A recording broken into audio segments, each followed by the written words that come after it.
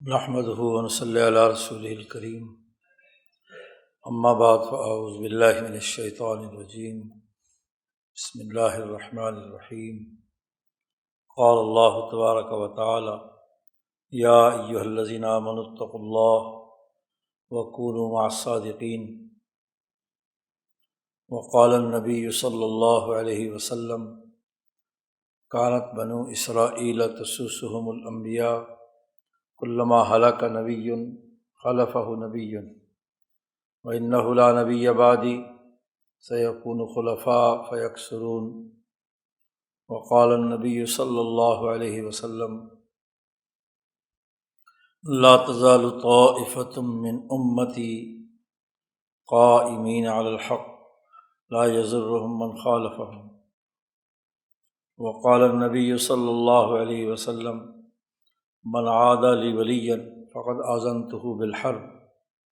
صدق اللہ مولانا العظیم وصدق رسولہ النبی الکریم۔ معزز دوستو، یہ تقریب قطب عالم حضرت مولانا شاہ عبد الرحیم رائے پوری کے ملفوظات کے مجموعے کے ترتیب پانے پر منعقد کی گئی ہے۔ اس کتاب کے حوالے سے مفصل گفتگو حضرت مفتی صاحب نے فرمائی ہے۔ پہلے مولانا مختار صاحب کا خطاب ہوا ہے۔ یقیناً حضرت اقدس شاہ عبد الرحیم رائے پوری رحمۃ اللہ علیہ کے ملفوظات ہمارے لیے مشعل راہ ہے، اور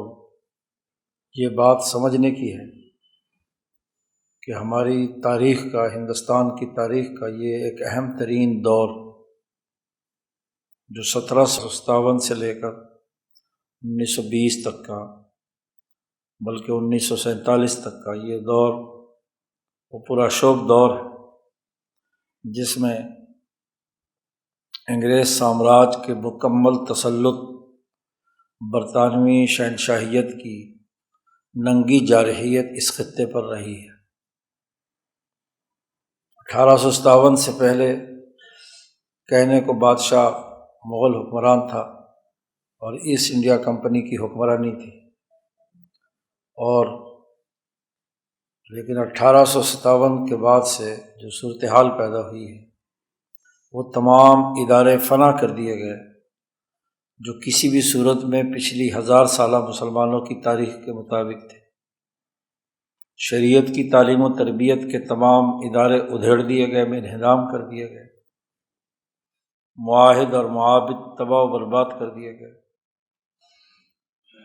تزکیہ اور اخلاق سے متعلق تمام مراکز اپنے قبضے میں لے لیے گئے، اور جو اعلیٰ اخلاق، انسانی اخلاق ہیں، ان کو بلڈوز کر دیا گیا۔ امانت و دیانت کے بجائے بددیانتی، رشوت خوری اور ظلم و ستم کی انتہا کر دی گئی۔ اسی طریقے سے مسلمانوں کی نہ صرف سیاست ختم کر دی، حرف غلط کی طرح مٹا دی گئی، بلکہ شریعت اور طریقت کے دونوں راستے مسدود کر دیے گئے۔ یہ بڑا پراشوب دور ہے۔ اس دور میں جن اولیاء اللہ، علماء ربانیین نے اولوالعزمی کے ساتھ دین اسلام کے غلبے، اس کی بقا اور اس کی تعلیمات کو حفظ جان بنائے رکھا بڑی حکمت عملی کے ساتھ، ان میں جو نمایاں شخصیت ہیں وہ سید الطائفہ حضرت حاجی امداد اللہ مہاجر مکی، حجت الاسلام مولانا محمد قاسم نانوتوی، اور امام ربانی قطب سمدانی مولانا رشید احمد گنگوہی۔ حضرت شاہ عبد الرحیم صاحب رائے پوری ان تینوں کے جانشین ہیں۔ بچپن میں حضرت نانوتوی رحمۃ اللہ علیہ کے فیض سے آپ کی روح منور ہوئی، جیسا کہ خود فرماتے ہیں کہ حضرت نے مجھ پر توجہ ڈالی تو میں پانی پانی ہو گیا، یعنی پچھلا وجود جو آپ کا بہیمیت اور ملکیت کی اساس پر موجود تھا، اس کو تبدیل کر کے بالکل ایک نئی روحانیت میں آپ کا وجود منتقل ہوا۔ آپ کی روح میں جو چیز پیوست تھی وہ حضرت نانوتوی رحمۃ اللہ علیہ کا فیض تھا، ان کی حکمت تھی، ان کے پاس جو تمام علوم حکمت ولی اللہ کے تھے وہ منتقل ہوئے ہیں، اور پھر مجددی سلسلے کے عظیم شیخ حضرت شاہ عبد الرحیم سرساوی سہارنپوری رحمۃ اللہ علیہ، جو حضرت سیدو بابا کے خلیفہ ہیں، جن سے بیعت لیتے ہوئے سیدو بابا نے شرط لگائی تھی کہ انگریز کی ملازمت نہیں کرنی۔ یہ وہ سلسلہ ہے جو حضرت آدم بن نوری رحمۃ اللہ علیہ، جو حضرت مجدد الفسانی کے جلیل القدر خلفاء اور جانشینوں میں سے ہیں، ان کے واسطے سے یہ فیض، تعلیم و تربیت وہ حضرت شاہ عبد الرحیم صاحب رائے پوری کو حاصل ہوئی، اور ان کے وصال کے بعد پھر چشتیہ سلسلے کے عظیم مشائخ، خاص طور پر حضرت علاء الدین صابر کلیری رحمۃ اللہ علیہ، ان کی روحانیت کا فیض آپ کو حاصل ہوا، اور انہوں نے فرمایا کہ چشتیہ سلسلے کا فیض اس وقت گنگو میں حضرت گنگوہی رحمۃ اللہ علیہ کے پاس ہے، تو تم وہاں جاؤ۔ حضرت اسی دوران حج کے لیے تشریف لے گئے شاہ عبد الرحیم رائے پوری، اور سید الطائفہ حاجی امداد اللہ مہاجر مکی رحمۃ اللہ علیہ کے پاس جو چشتی فیضان موجود تھا، ولی اللہ اور مجددی فیضان موجود تھا، وہ بھی حاصل کیا، اور پھر ان کے ایما پر پھر دوبارہ حضرت گنگوہی کی خدمت میں حاضر ہوئے۔ تو یہ تینوں مشائخ کے جانشین ہیں حضرت شاہ عبد الرحیم رائے پوری، اور وہ ان تینوں کے جامع فکر و عمل، شریعت، طریقت اور سیاست کے نمائندہ ہیں۔ امام شاہ ولی اللہ نے لکھا ہے کہ جو سچی ولایت، خاص طور پر ولایت نبوت، جو نبی اکرم صلی اللہ علیہ وسلم کے فیضان نبوت کا پرتو ہوتی ہے، وہ انسان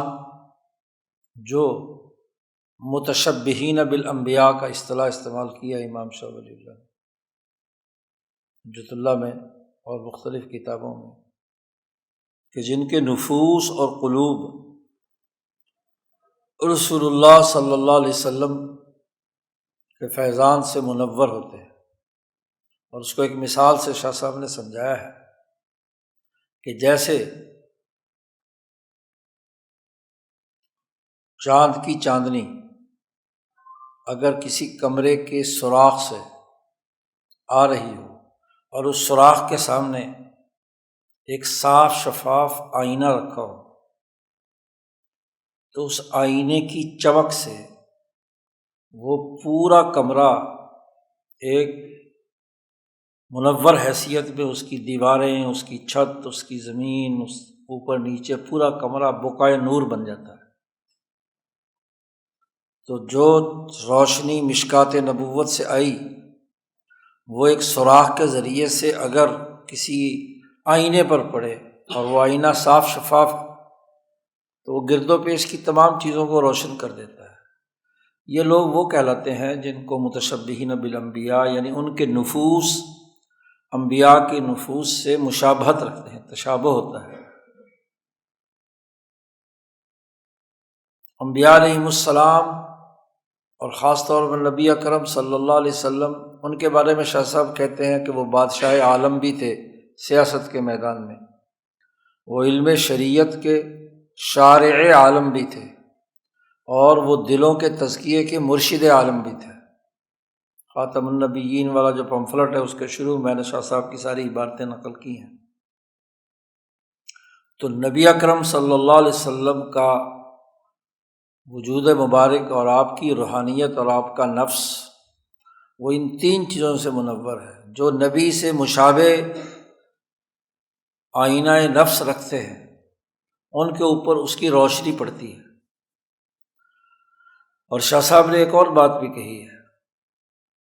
کہ جو متشبہین بالانبیاء اولیاء اللہ ہوتے ہیں، ان کے اندر تین بنیادی وصف ہوتے ہیں، خود نبی اکرم صلی اللہ علیہ وسلم میں بھی قبل از نبوت یہ تین وصف موجود تھے: حکمت، عصمت اور وجاہت۔ حکمت جس میں حکمت نظری بھی شامل ہے اور حکمت عملی بھی شامل ہے، ایسے ہی عصمت، پاک دامنی اور پاکیزگی، ان کے قلب کا آئینہ صاف شفاف ہوتا ہے۔ ایک تو عصمت انبیاء کی ہے اور ایک عصمت انبیاء علیہم السلام کی مشابہت سے جو حاصل ہوتی ہے۔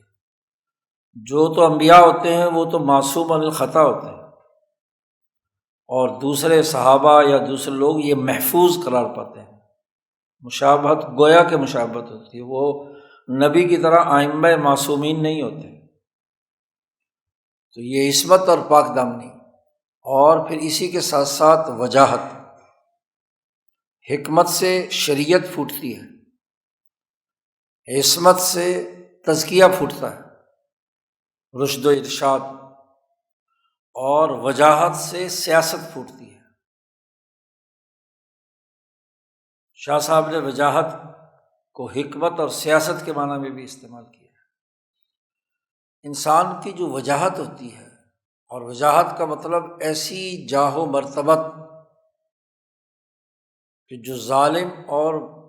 انسان دشمن لوگ ہیں وہ اس کے نفس کے سامنے اس کی بات ماننے پر مجبور ہوتے ہیں، ان کو ایک بالادستی حاصل ہوتی ہے۔ دنیا بھر کے حکمرانوں کے بارے میں بھی شاہ صاحب نے کہا کہ ان کے اندر حیوانی وجاہت ہوتی ہے۔ اکبر اعظم ہے، محمود غزنوی ہے،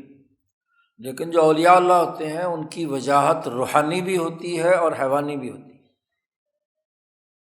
اس کے نتیجے میں ان کا فیض پھیل جاتا ہے۔ تو شریعت، طریقت اور سیاست ان تین چیزوں سے پھوٹتی ہے، اور یہ تینوں چیزیں علی وجہ الکمال حضرت حاجی امداد اللہ مہاجر مکی میں، حضرت مولانا محمد قاسم نانوتوی میں، حضرت مولانا رشید احمد گنگوہی میں پائی جاتی تھی۔ حضرت نانوتوی تو خود فرماتے ہیں کہ قاسم تو کچھ نہیں ہے، قاسم تو ایسے ہی ہے کہ علم، لوگوں نے بڑی تعریف کی نا حضرت کی کہ بڑا علم ہے، بڑی مناظرے مباحثے میں، حکمت میں اعلیٰ درجے کی باتیں کرتے ہیں۔ تو حضرت نے فرمایا میرا تو حال یہ ہے کہ کسی دیوار کے اندر ایک روشن دان ہو اور روشنی جو ہے اس میں سے چھن کر آ رہی ہے، تو میں تو ایک روشن دان ہوں کہ میرے راستے سے کیا ہے، روشنی پھیل رہی ہے، ورنہ تو کیا ہے، اصل تو نبی اکرم صلی اللہ علیہ وسلم ہے، اور اللہ تبارک و تعالیٰ ہیں جو نبی کے واسطے سے کیا ہے دنیا کو منور کیے ہوئے ہیں۔ انما انا قاسم واللہ یعطی، یہ رسول اللہ صلی اللہ علیہ وسلم نے جملہ فرمایا تھا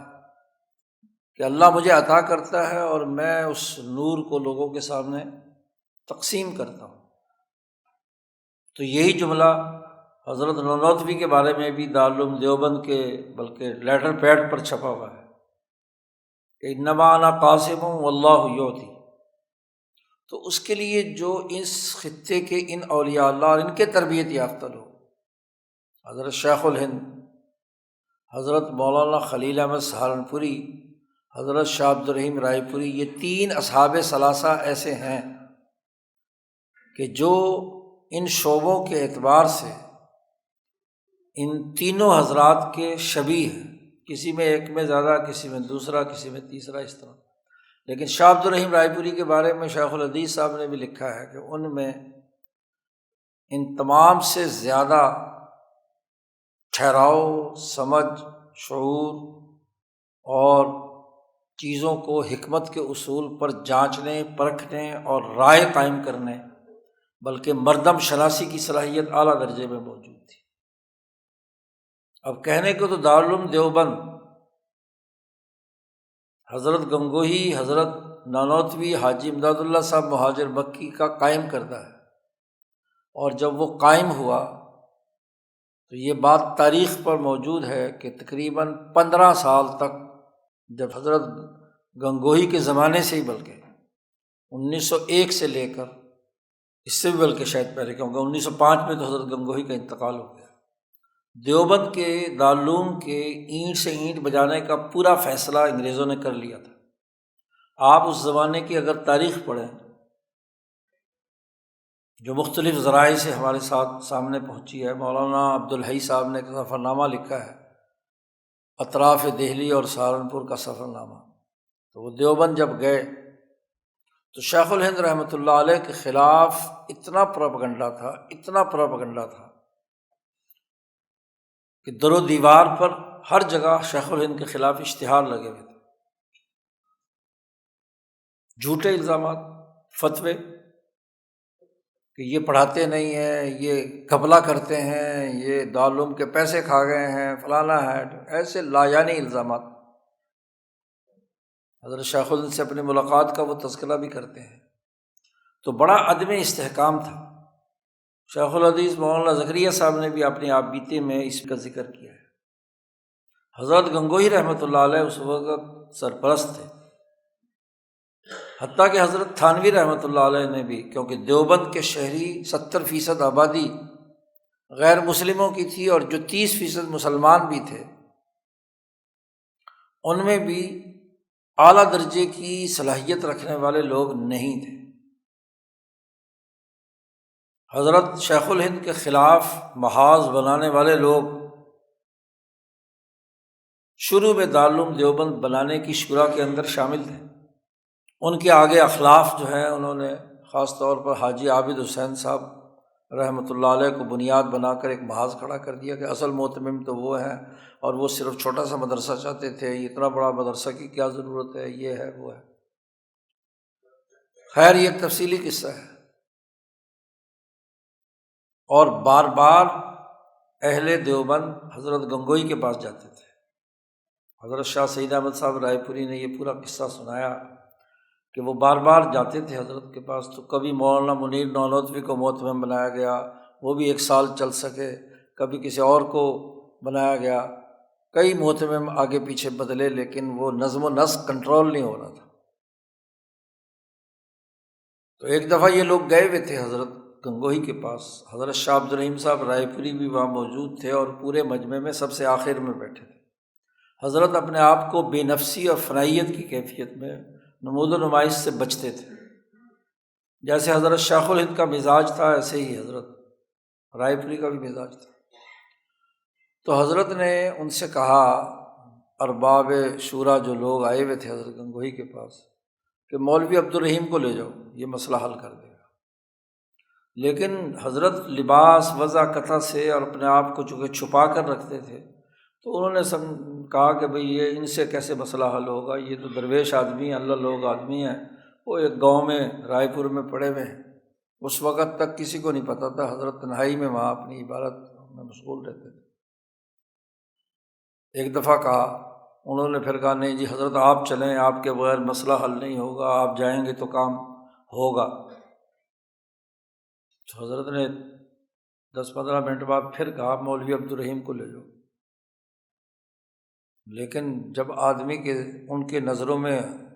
مولانا عبد الرحیم صاحب تو بس صوفی آدمی تھے، ان کا وہاں نظم و نسق سے کیا تعلق، تو انہوں نے پھر کوئی توجہ نہیں دی، پھر بڑا حضرت پر اصرار کرتے رہے۔ تو تیسری دفعہ سختی سے کہا حضرت گنگوہی نے، میں نے تمہیں جو کہہ دیا ہے کہ مولوی عبد الرحیم کو لے جاؤ۔ بدل ناخواستہ جو ہے انہوں نے حضرت سے کہا کہ ٹھیک ہے، آپ ان کو بلا کر کہہ دیں کہ وہ ہمارا مسئلہ حل کرنے کے لیے وہاں آئیں۔ تو حضرت پھر وہاں تشریف لے گئے۔ حضرت نے جا کر ساری صورتحال دیکھی۔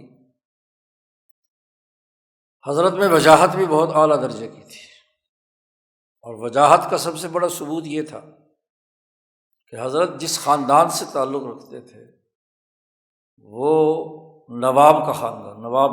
خاندان تھا، اور جتنے گرد و پیش کے ریاستوں کے نواب تھے مسلمان، وہ حضرت کے سارے رشتہ دار تھے۔ لیکن حضرت نے اپنی زمین جو تگری میں تھی، جب آپ نے تعلیم حاصل کر کے وہاں جا کر ان کو سمجھانے کی کوشش کرے تو سارے رشتہ دار مخالف ہو گئے تھے، تو حضرت وہاں سے چھوڑ کر رائے پور اسی لیے آئے تھے،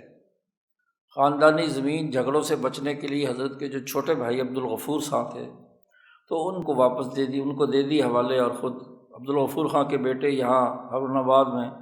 دادا حمد العزیز خان، جنہیں حضرت شاہ عبدالعزیز صاحب ماموں کہتے تھے، تو یہاں آئے تھے، یہاں ضلع بہاول نگر کے وہ اس کے پبلک ورک کے وہ ڈائریکٹر بھی تھے، تو ان کے والد تھے چودھری عبدالغفور صاحب، تو وہ تگری کی زمین حضرت وہاں دے کر یہاں آ گئے تھے، لیکن رائے پور میں بھی تو رشتہ داری تھی، والدہ حضرت کی یہاں کی تھی، اور پھر آپ کی شادی بھی یہیں رائے پور ہوئی، تو جتنے بھی نواب باغپت، نواب مینڈھو، نواب لیاقت حسین جو حضرت اپنا کے تایا تھے، شاہ عبدالعزیز صاحب کے تایا تھے، چودھری تصدق حسین کے بڑے بھائی تھے، ان کی شادی وہاں مینڈھو ہوئے، تو مینڈھو کے نواب تھے، نواب یوسف علی خان جن کا مدرسہ یوسفیہ ہے، جو ارواح ثلاثہ والے، جو مولانا امیر خان صاحب وغیرہ، تو وہ بھی سارا، تو دارالعلوم کی ابتدائی جتنی بھی آگے بڑھنے کا عمل ہے وہ انہی حضرات کے چندے سے تھا، ان حضرات کے وہاں اثرات تھے۔ اور پھر دوسری طرف چونکہ ریاستیں تھیں تو ریاستی بنیادوں پر انگریزوں کے ساتھ بھی کیا ہے ڈیلنگ تو تھی نا، کوئی ریاست انگریزوں کی مرضی کے بغیر تو نہیں ہو سکتی تھی، تو 1857 کے بعد یہ ریاستی ڈھانچہ موجود تھا، اور حضرت تو چونکہ اس پوری نوابی کو طلاق دے کر آ کر رائے پور میں بیٹھ گئے تھے، لیکن خونی رشتہ تو ایک موجود تھا نوابوں کے ساتھ۔ تو اب دیوبند کو جب خطرہ لاحق ہوا، دارالعلوم کو، چاروں طرف سے وہاں کی مقامی آبادی، اور وہ شیخ الہند کے خلاف محاذ میں، تو شیخ الہند کو دارالعلوم میں جمانے والے شاہ عبدالرحیم رائے پوری جی، یہ جتنے بھی نواب آف چھتاری اور یہ نواب باغپت، یہ جتنے بھی لوگ ہیں،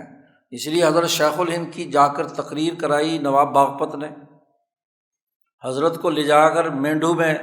حضرت کا واعظ کرایا۔ حضرت تھانوی نے اس کی تفصیلات اپنے مواعظ میں لکھی ہیں کہ کیسے حضرت شیخ الہند وہاں گئے اور نواب صاحب نے استقبال کیا اور ان کی تقریر کرائی، بس اتنا ہی کافی تھا نا، اس کے تو اثرات مرتب ہوتے ہیں۔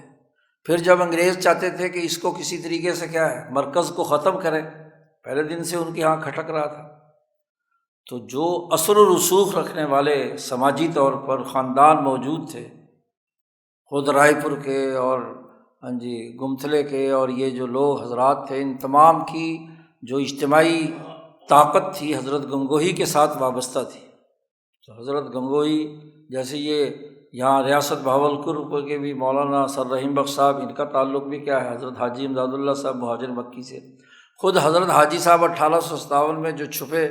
وہ پنجراسہ، گمتھلا اور لاڈوا اور یہاں رو عبداللہ صاحب کے مکان پر حضرت چھپے،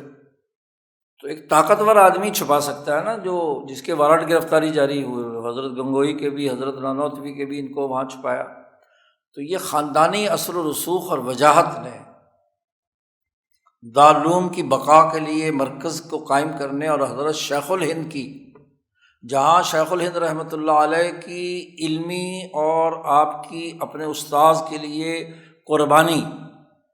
کیونکہ حضرت نانوتوی کی زندگی میں ہی حضرت نانوتوی پر کفر کے فتوے لگوا دیے گئے تھے، وہ بادشاہ شاہجہان پور، اور ان فتووں کا جواب پھر بعد میں حضرت مولانا خلیل احمد سہارنپوری نے المہند المفند کی صورت میں لکھا۔ تو حضرت نانوتوی کے علوم کو منتقل کرنے میں جہاں علمی اور عقلی طور پر حضرت شیخ الہند نے کردار ادا کیا، اور ان کی پشت پناہی اور دیوبند کو برقرار رکھنا، اس کے لیے تو حضرت نے جب ساری صورتحال دیکھی تو حضرت نے فرمایا کہ یہاں ایک مضبوط آدمی محتمم چاہیے۔ یہ بیچارے مولانا منیر نانوتوی، مولانا رفیع الدین، یہ جو دو سال تک رہے، تو وہ عوام کے شور شرابے کے نتیجے میں بیچارے استعفیٰ دے کے چلے جاتے تھے۔ تو حضرت نے مشورہ دیا ان کو، اہل شورا کو اور حضرت گنگوہی کو بھی، کہ دارالعلوم کی مضبوطی اگر کی جا سکتی ہے تو وہ حضرت نانوتوی کے جو صاحبزادے ہیں حضرت مولانا محمد احمد صاحب، ان کے ذریعے سے کی جا سکتی ہے۔ ادارے کو بچانا، مورچے کو بچانا اس زمانے میں ضروری تھا، اگر یہ مورچہ ختم ہو جاتا ہے تو سارا فکر بکھر جاتا ہے۔ شریعت، طریقت اور سیاست کی تعلیم و تربیت کا جو مرکز بن رہا ہے اس کی حفاظت، اس کا استحکام ضروری ہے۔ تو دیوبند کی دارالعلوم کو دارالعلوم بنانے کے پیچھے جو وجاہت اور طاقت سماجی تناظر میں شاہ عبد الرحیم صاحب رائے پوری نے کی ہے، وہ بہت اعلیٰ درجے کی ہے۔ شیخ الہند کا اسی زمانے میں کیا ہے، حضرت شاہ عبد الرحیم صاحب رائے پوری سے ہم آہنگی پیدا ہوئی فکر کی بھی، کیونکہ حضرت نانوتوی کے جو اثرات تھے وہ دونوں پر یکساں تھے۔ اسی طریقے سے مدرسہ مظاہر العلوم سہارنپور کی تاریخ بھی اٹھا کر دیکھیں تو بالکل اسی زمانے میں یہ مولانا عبدالحی صاحب نے بھی لکھا ہے کہ مظاہر کے اندر بھی مولانا خلیل احمد سہارنپوری کے خلاف محاذ الائی بنا دی گئی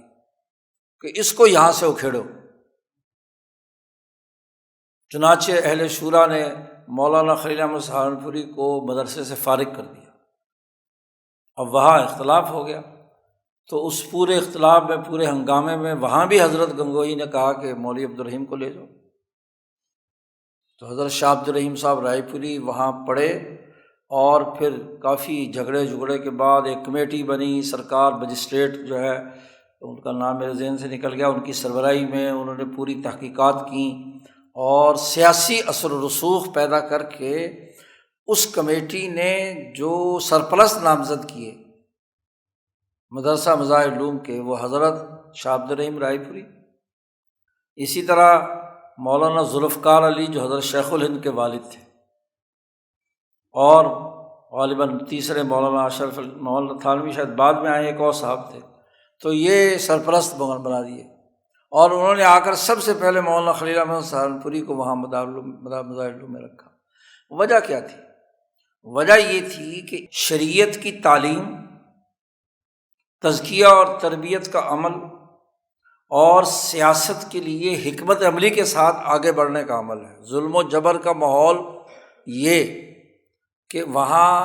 اپنی تینوں دائروں کو استحکام کے ساتھ برقرار رکھنا ہے، آزادی کا نظریہ بھی ہو، شریعت کی تعلیم بھی ہو، اور دلوں کے تزکیوں کے مراکز بھی ہوں۔ اسی لیے تحریک ریشمی رومال میں یہ تینوں اکٹھے ہیں۔ شیخ الحدیث صاحب نے آپ بیتی میں لکھا ہے کہ مظاہر العلوم کے کتب خانے میں ہی یہ فیصلہ ہوا تھا کہ حضرت شیخ الہند حجاز جائیں گے، جس میں حضرت سہارنپوری، حضرت شیخ الہند، حضرت شاہ عبد الرحیم رائے پوری، اور ایک حاجی احمد صاحب رامپوری، ان کا تفصیلی تذکرہ بھی کیا ہے شیخ الحدیث صاحب نے۔ یہ 4-5 آدمی ان کی شورا تھی، انہوں نے یہاں ڈسیژن لیا کہ حضرت شیخ الہند بعد میں جائیں گے، اور حضرت کے بعد جو سرپرست ہوں گے وہ حضرت شاہ عبد الرحیم رائے پوری ہوں، کیونکہ ان کے اوپر اتنی جلدی ہاتھ نہیں ڈالا جا سکتا تھا انگریزوں کی طرف سے، اور وہ تو شیخ الہند پر بھی نہیں ڈالا جا سکتا تھا، کیونکہ شیخ الہند کے والد مولانا ذوالفقار علی وہ بھی انسپکٹر تعلیم ریٹائر ہوئے تھے یو پی میں، تو ان کا اثر و رسوخ بھی اپنی جگہ پر موجود تھا۔ تو اس طریقے سے حکمت کے ساتھ اور اپنی بے نفسی کے ساتھ حضرت رائے پوری تو خانقاہ میں مرکز کے اندر ایک جھونپڑی ڈال کر بیٹھے ہوئے ہیں، بظاہر ایک درویش ہیں، آنے والوں کی تعلیم و تربیت کا اہتمام کرتے ہیں، لیکن وہاں بیٹھ کر ان تمام چیزوں کو کنٹرول کرتے ہیں۔ اور یہ 2 مدرسے بنیاد تھے، اگر یہ پہلے دن سے ختم ہو جاتے مراکز تو ہندوستان بھر کے تمام مدارس اور مکاتب ختم ہو جاتے۔ اس کے بعد مدرسہ شاہی بنا، پھر پورے جگہ پر مدارس اور مکاتب بنے، پھر دارالعلوم کے لیے نرسری چاہیے، تو مکاتب قرآنیہ کا پورا نظام نیٹ ورک دور دراز تک حضرت نے قائم کیا، اور ہر مکتب کو قائم کرنے کے لیے مقامی وسائل کے ساتھ، حتیٰ کہ غربت تھی اگر ریاست بھاولپور میں، تو یہاں اول تو نواب صاحب کو ہدایات دیں مولانا رحیم بخش صاحب کے ذریعے سے، لیکن جہاں ایسی صورت نہیں تھی تو مٹھی آٹا اسکیم کے تحت مکتب بنائے گئے کہ ہر گاؤں کی عورت جب آٹا گوندنے لگے تو ایک مٹھی آٹا ایک ہنڈیا میں ڈال دے، ایک ہفتے وہ آٹا جمع ہو اور وہ مکتب میں جمع کرا دے بچوں کی تعلیم کے لیے۔ استاذ کی کوئی تنخواہ نہیں، وہ فی سبیل اللہ وہاں بیٹھا ہوا ہے، جو مل گیا تو ٹھیک ہے کھانے پینے کو، ورنہ تو مشنری انداز میں مکاتب قائم کر کے وہاں سے جو بچے قرآن پاک حفظ کر لیتے، بنیادی تعلیم حاصل کر لیتے، جو صاحب استعداد ہوتے، وہ دارالعلوم میں مظاہرالعلوم میں آ کر تعلیم حاصل کرتے تھے، دور دراز سے لوگ۔ اور پھر یہ پورے علاقے میں ابھی پتہ چلا کہ وہ اوگی کا علاقے میں حضرت شیخ الہند کے ایک شاگرد سید عبد الخالق بخاری، وہ دارالعلوم آئے 1910 میں فارغ ہوئے، جن کی سند پر حضرت کے خود اپنے دستخط ہیں، اپنے ہاتھ سے بھی لکھی ہوئی سند ان کے نام ہے۔ تو دور دراز علاقوں سے مکاتب کے ذریعے سے جو بچے تیار ہوتے وہ دارالعلوم اور مظاہرالعلوم میں کیا داخل ہوتے، تو شریعت کے عالم اور ان کے قلوب کے تزکیے کا پورا عمل، اور پھر جتنی صلاحیت اور استعداد ہوتی، سیاست ایک مشکل کام تھا، آزادی کی تحریک کوئی آسان کام نہیں تھا، تو جو دبنگ بہادر برداشت کرنے والے اچھے خاندان کے بچے تھے، ان کو کیا ہے حضرت شیخ الہند ہیں، جیسے مثلاً حضرت مولانا عبید اللہ سندھی ہیں، مولانا مدنی ہیں، مفتی کفایت اللہ ہیں، تو جو ان میں سے، اس لیے حضرت سندھی نے لکھا ہے کہ جو طالب علم، جو عالم بہتر استعداد کا حامل ہوتا تو حضرت شیخ الہند اس کو شاہ ولی اللہ کا تعارف کرا کر پھر اگلے مرحلے کی اس کی تعلیم و تربیت کا اہتمام کرتے تھے۔ ظاہر ہر آدمی تو اس صلاحیت کا حامل نہیں ہو سکتا، ہر فارغ ہونے والا، اور وہ 40 سال کی جو تربیت یافتہ فورس تھی اسی کو منظم کرنے کے لیے جمیعت الانصار بنائی حضرت سندھی کو بلا کر۔ تو یہ حکمت، وجاہت اور عصمت کے ساتھ شریعت، طریقت اور سیاست، ان تینوں دائروں میں اور ان تمام میں حضرت نے نمایاں کیا حضرت مولانا سہارنپوری کو اور حضرت شیخ الہند، گویا کہ وہ لیکن اپنے آپ کو پیچھے رکھا۔ اس کی کئی وجوہات تھی، ایک وجہ تو سب سے بڑی یہ تھی کہ چونکہ حضرت کا جو خاندان تھا وہ سیاسی طور پر بہت اثر و رسوخ والا تھا، تو بجائے یہ کہ اپنے آپ کو نمایاں کر کے سامنے رکھیں، بلکہ اپنے آپ کو پیچھے رکھ کر ان کی سرپرستی کی حکمت کے ساتھ،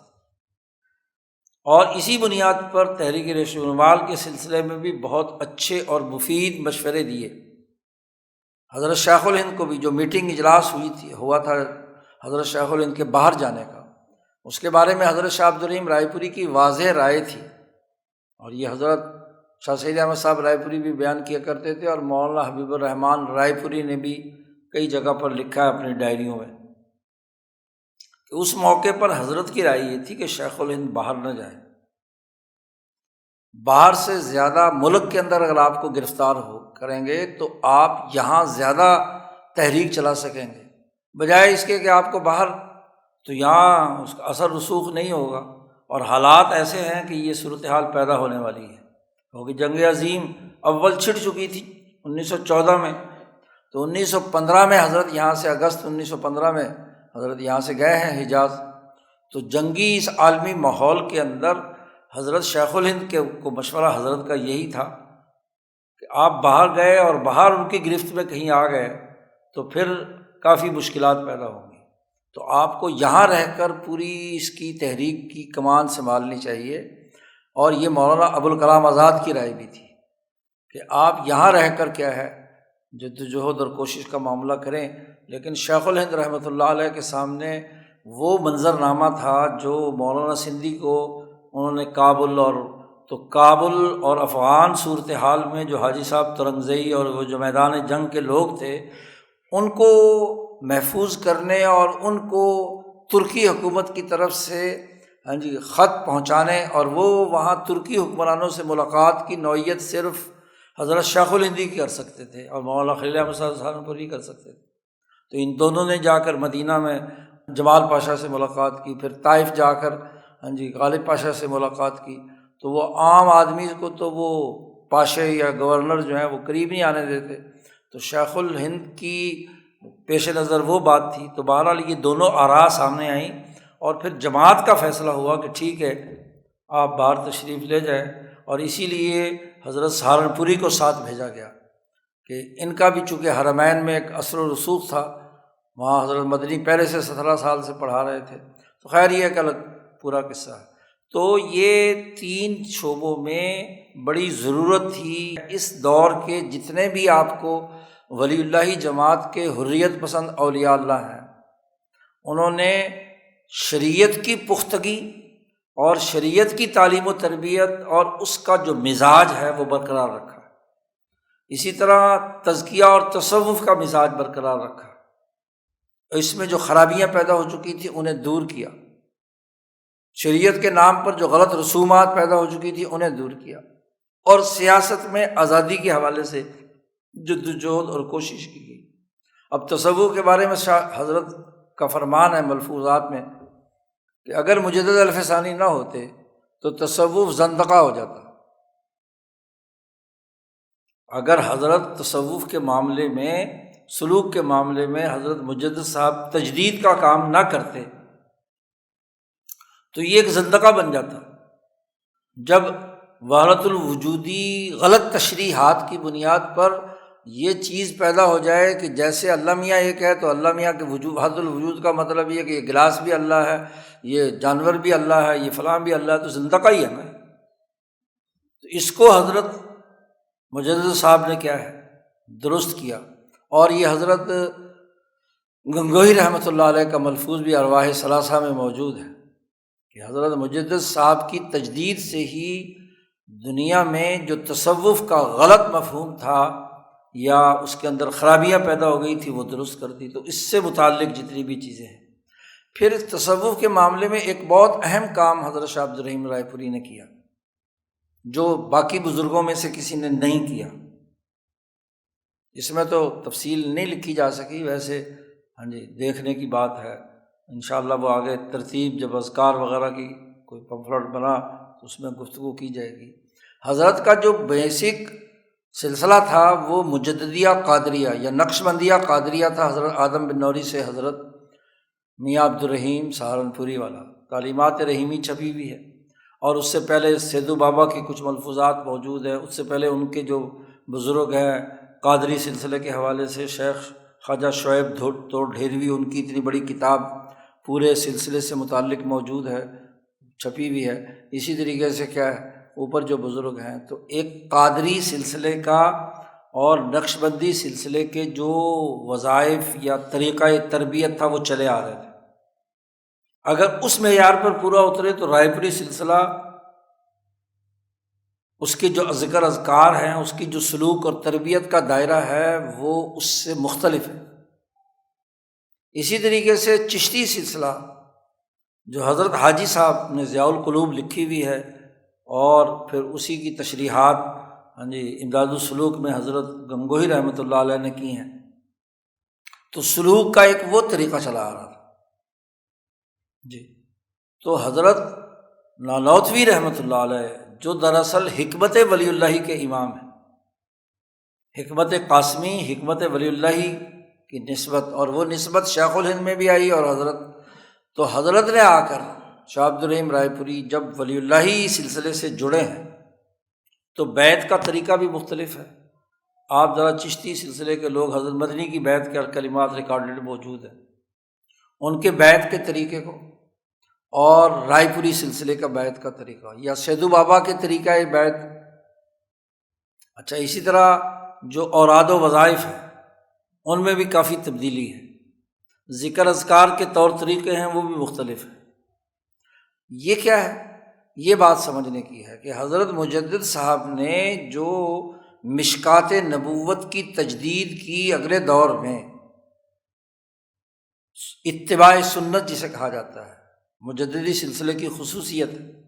اور امام شاہ ولی اللہ دہلوی نے اسی مجددی سلسلے کی اپنے حجت اللہ میں، ابواب الاحسان میں اور تصوف کی تمام کتابوں میں تشریح کی ہے۔ تو حضرت رائے پوری نے اپنا طریقہ تربیت بدل دیا، بیعت کے لیے وہ الفاظ منتخب کیے جو قرآن اور حدیث میں موجود ہیں۔ باقی حضرات کے بیعت کے الفاظ وہ ہیں جو ان کے مشائخ نے درمیان میں کسی نے اپنی طرف سے جو لوگوں کو بیعت کرنے کے لیے، اور خاص طور پر شیخ وقت اپنا نام لے کر کہ میرے ہاتھ پر تم بیعت ہو رہے ہو،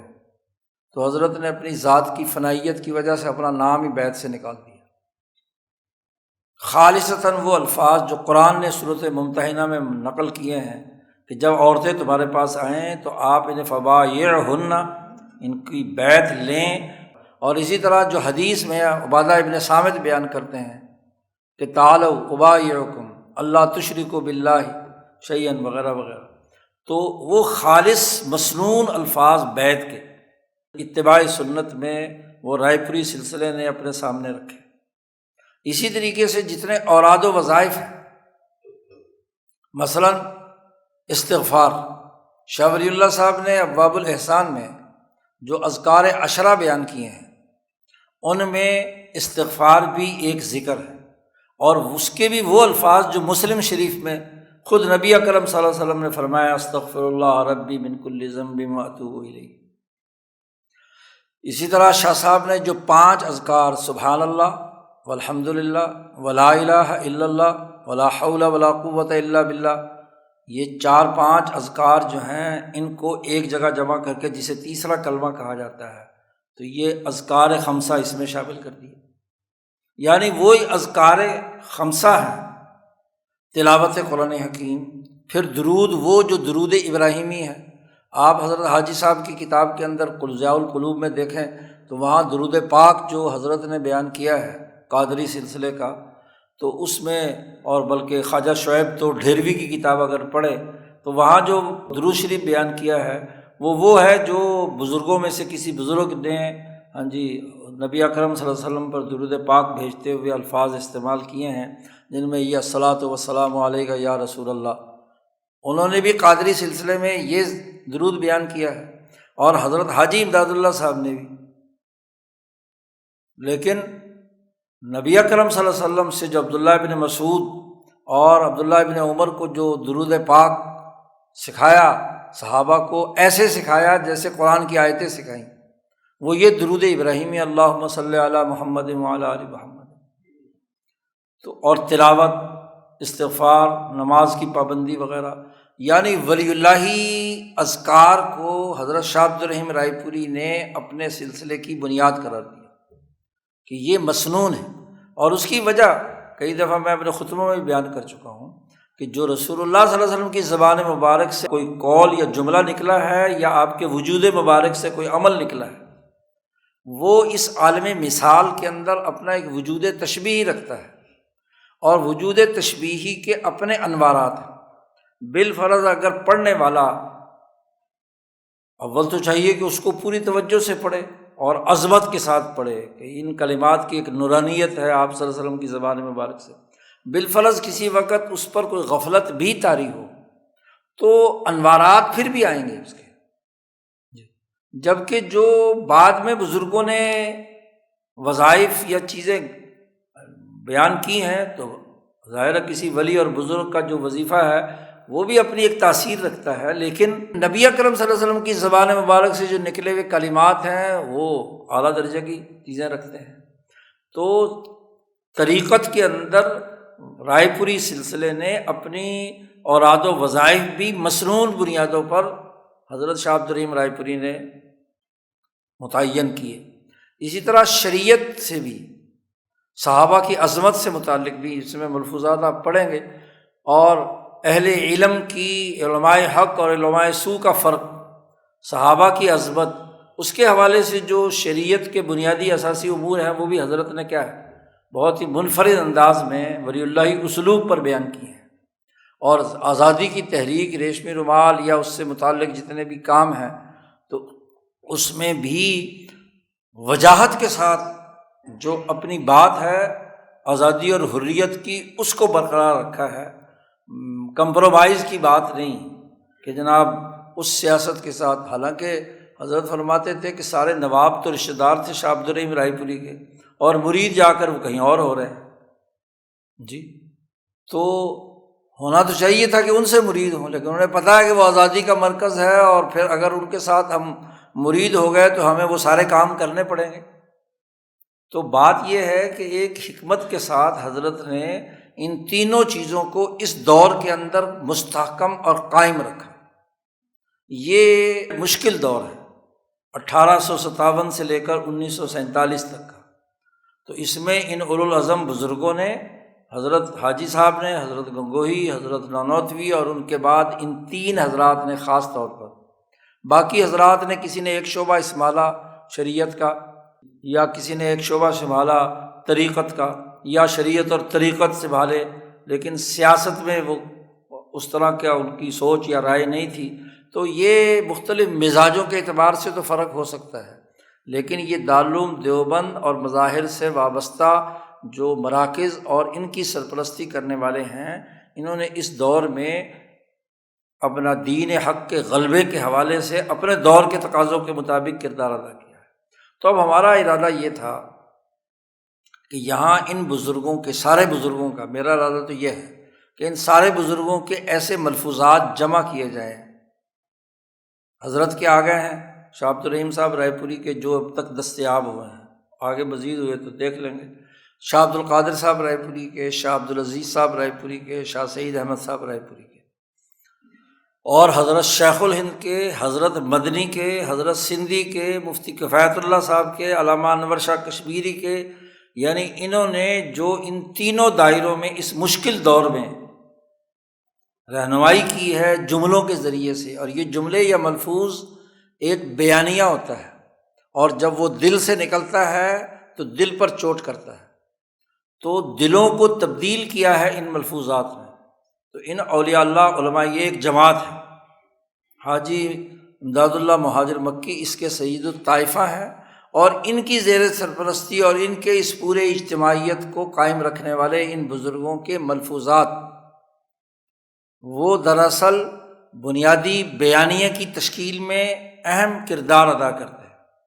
تو اس لیے اس کو سامنے لایا جائے تاکہ وہ ایک ملفوظ جو ہے اس کو ہم غور و فکر کریں، سوچیں، سمجھیں۔ وہ بڑے جامع کلمات ہیں۔ حضرت سندھی نے کہا کہ یہ کلمات جامعہ جو ہیں یہ نبی اکرم صلی اللہ علیہ وسلم کی خصوصیت ہے، اور آپ صلی اللہ علیہ وسلم سے جو جتنا زیادہ مشابہت رکھتا ہے تو اس پر بھی یہ کلمات جامعات کا ظہور ہوتا ہے۔ تو چونکہ یہ ہمارے مشکل دور کے یہ اولیاء اللہ ہیں، تو ان اولیاء اللہ کے ان ملفوظات سے جو ان کی زبان مبارک سے نکلتے ہیں اپنی ایک تاثیر ہے، تو ان کو یکجا پر جمع کیا گیا ہے۔ اللہ سے دعا ہے کہ ان ملفوظات کو صحیح تناظر میں سمجھ لیں، اور ان تینوں دائروں میں غلبہ دین کے نقطہ نظر سے